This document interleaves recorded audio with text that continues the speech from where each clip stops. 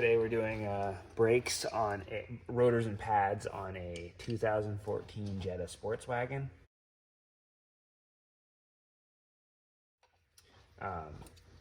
So I took the wheel off, obviously, and then this is a T30.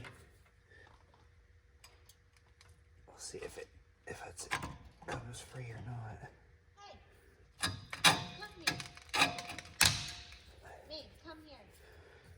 I just put that in so the wheel didn't turn when you were trying to get it off.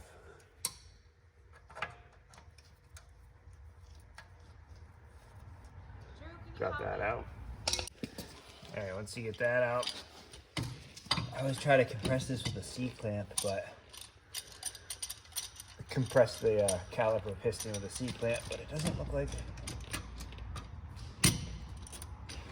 this one's gonna allow me any good spot to do this. Let's see if I can get it to work here, but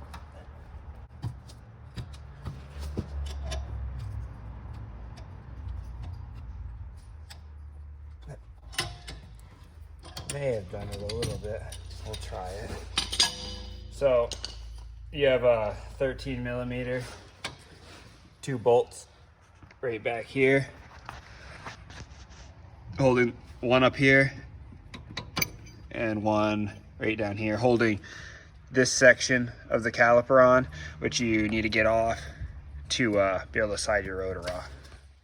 And when you're undoing those 2 bolts, you're gonna wanna put an adjustable on this square nut right here.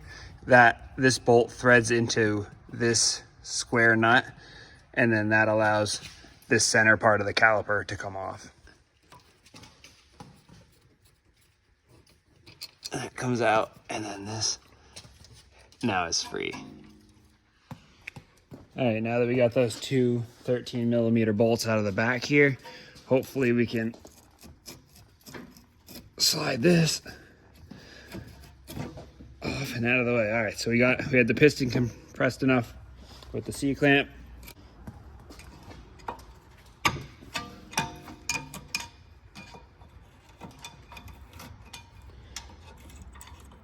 So there's one.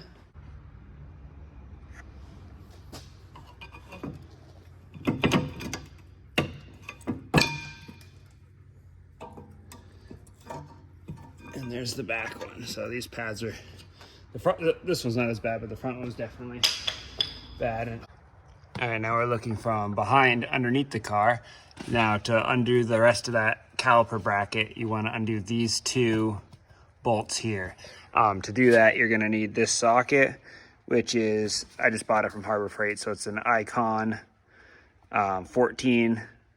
I think it was called an M14. It's in this set right here, which is the triple square. I think the set cost me like $35. So this is how I ended up having to do it. The 3/8 inch ratchet doesn't have enough force to be able to get it over.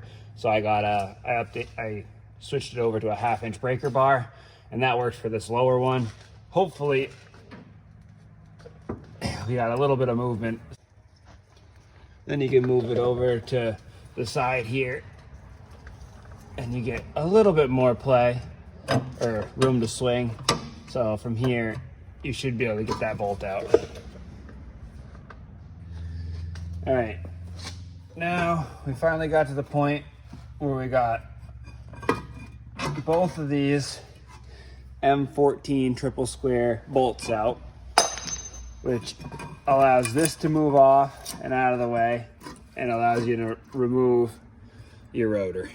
All right, now that you got your pads off, your caliper off, and your rotor, go ahead and wire wheel around here on the hub just to clean it out to make the assembly easier.